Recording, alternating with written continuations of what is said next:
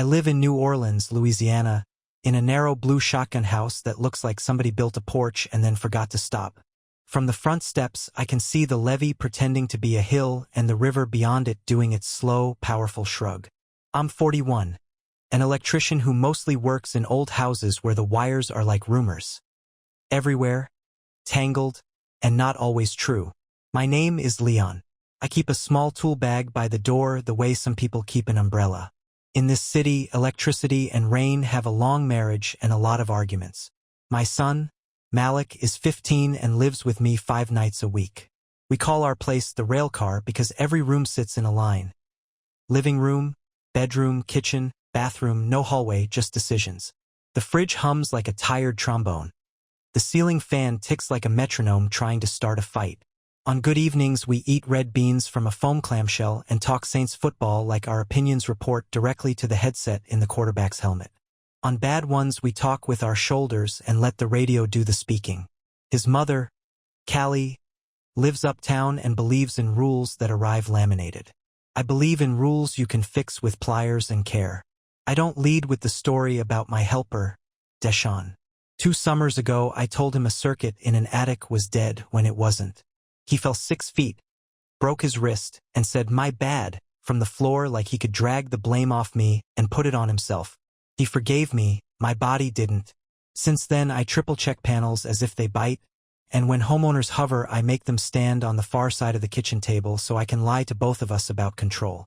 I carry a tag in my bag that says "Do not energize" in red letters the size of threats. The day the water came was a Tuesday in August, heat like a wet towel over the mouth. The TV ran cone maps and spaghetti models so long the whole city started craving pasta. I swapped out a bad main breaker for Mr. Boudreau down the block, and he paid me in cash and a paper sack of beignets that made the truck smell like childhood. The mayor asked us to park on the neutral ground and clear the storm drains. The sky answered by pretending to be reasonable for another hour. Around 5, my brother Andre called from Baton Rouge. We haven't been regular since my father's funeral turned into a second argument about who got the fishing rods. He said his street might flood and asked if he could crash with us. I pictured 2 more bodies in the rail car and said, "Maybe tomorrow," which is a coward's way of saying no. He laughed in that shape that sounds like a joke and isn't. By dark, the street filled from curb to curb, a slow, shiny tray. Rain came sideways, then from straight up, then from everywhere. The power flickered, held, flickered again. I've learned the sound houses make when they begin to doubt themselves, the click behind the click. I moved the truck to higher ground, brought my toolbox inside, and told Malik we'd stay put. He asked, "Evacuate?" And I said the sentence everybody here says first, "We'll see." At 10, a transformer at the corner popped, turning the rain white for half a heartbeat. The air smelled like pennies and toast. The block fell into a dark so complete it had biceps.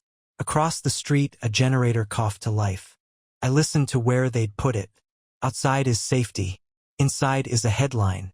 The sound came from too close, from a laundry shed with a window nailed shut. I pulled on my boots. Malik rolled his eyes because he knows the look I get when stupidity starts to smell like carbon monoxide. 5 minutes, I told him, and took the light. The door to the laundry shed stuck like it was keeping a secret. I banged, shouted, and finally shouldered it open into a wall of hot exhaust. The generator chugged with the grim pride of a bad idea. On the floor, Mr. Washington, retired longshoreman, former domino hustler, keeper of a laugh that scared pigeons, lay on his side like he'd placed himself there and then forgot why.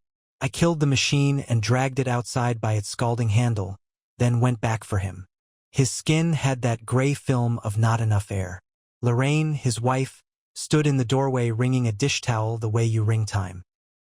He said, "Just for a minute," she whispered, as if the minute had betrayed them. I shouted for Malik. He ran over with a flashlight and the Narcan I keep taped inside my toolbox.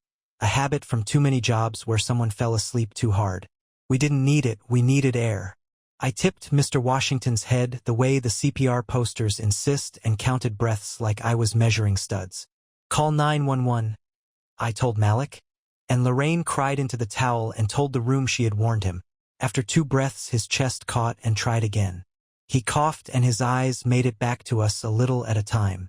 The EMTs arrived faster than weather should allow. They slid in with the competence of people whose pockets all touch. When they rolled him toward the ambulance, the generator gave 2 coughs like it wanted attention and then went sulky. I dragged it farther from the door and set a box fan in the window, as if apology could be moved by inches.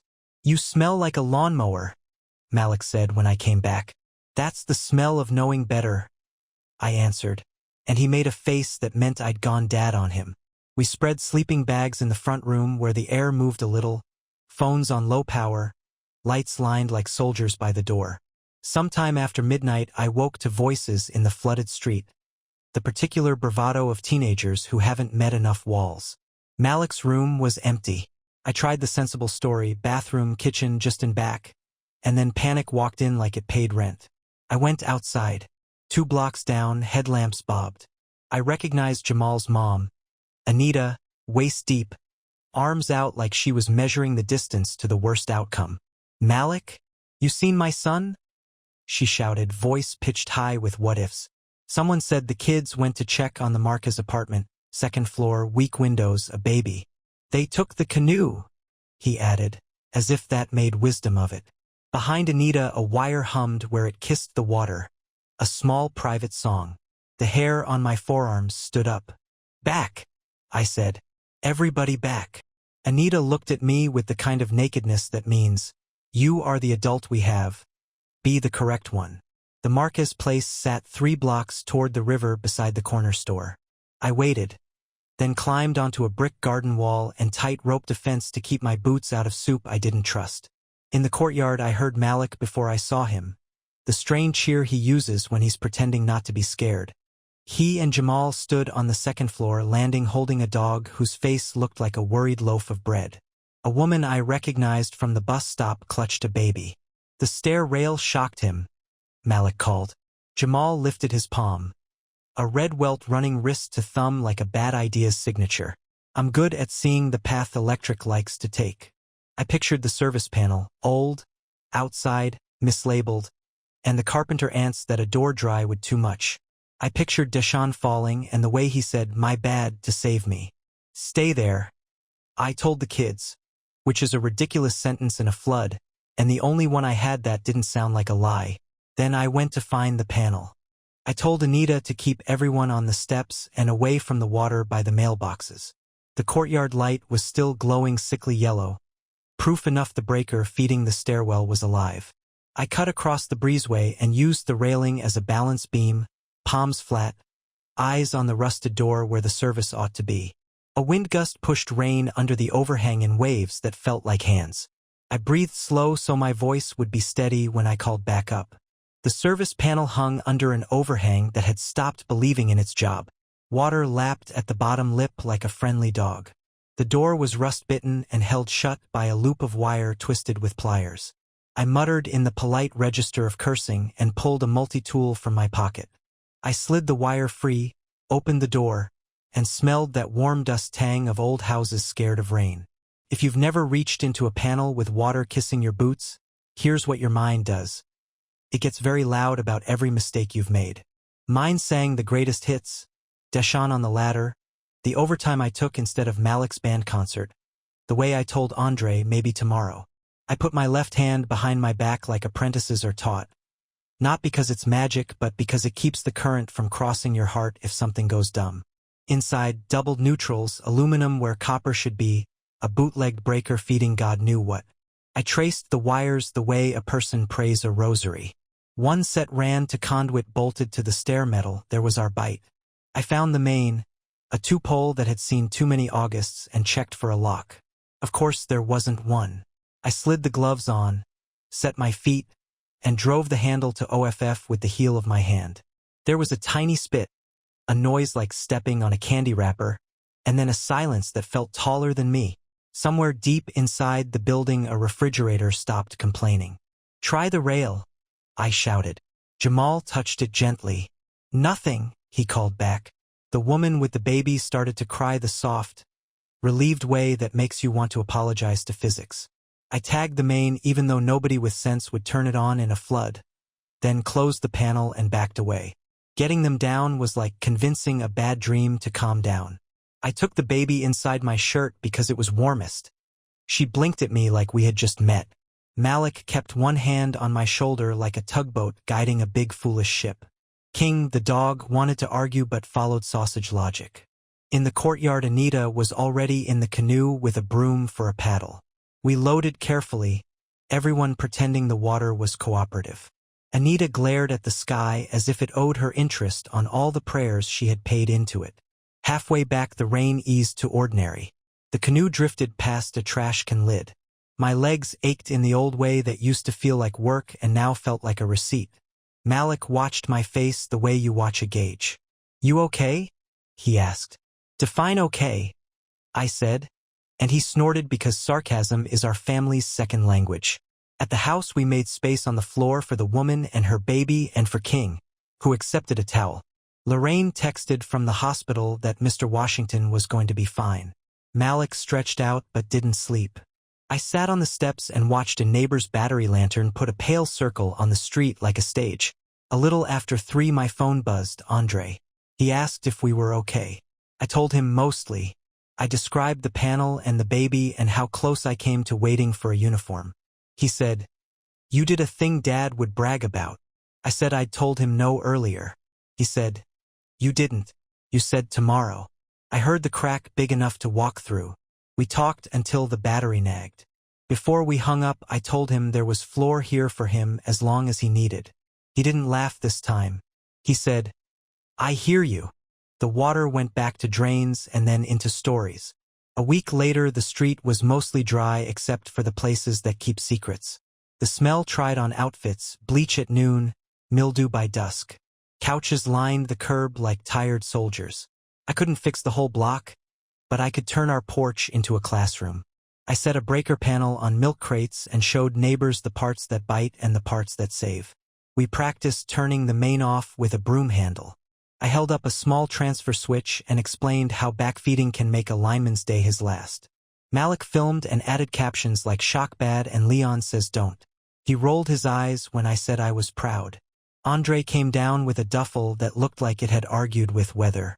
He took my couch and paid rent in jokes and dishes and the kind of quiet that makes a house honest. "You were always the breaker," he said. "I was the switch." One afternoon, I drove to Gentilly with a letter for Deshawn's wife, Alana. I told her the real version, the latter, my wrong certainty, the clatter, the way he said "my bad" to try to carry what was mine. I apologized without asking her to spend it. She listened, corrected 2 details, and told me Deshawn had already forgiven me out loud.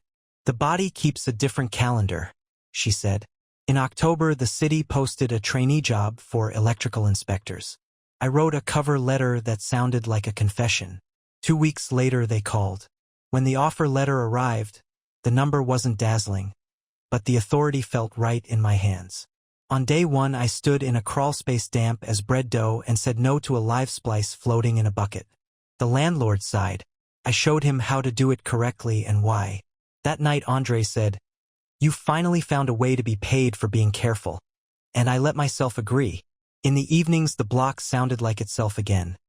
Kids hollering jump rope counts, pots clattering, someone arguing happily with a radio.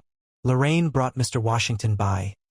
He wore a new CO alarm like jewelry and insisted on leaving it with me for the porch class. We laughed about it and kept it anyway. A storm grumbled far south one night. For the first time since August, I didn't inventory our breakers in the dark. I sat on the steps with Malik while he talked about school and guitar. Somewhere a generator coughed, this time in the right place. Andre texted a photo of the satsuma tree with 1 tiny green fruit and wrote, "Proof. I am a man in a blue house with 2 front doors. In a city that rewards and punishes persistence in equal measure. I didn't save everybody. I didn't even save the old version of myself. But I shut off a breaker before it bit a kid. I moved a generator into the night. I wrote a letter with my real name on it and handed it to the person who needed it most. I said yes to work that makes me the kind of annoying I believe in. When the next rain comes, and it will, I'll tape notes to doors, check on elders, keep the toolbox by the mat, and leave the porch light on until someone tells me they've got enough light of their own. Fear can ride along. It doesn't run the panel anymore.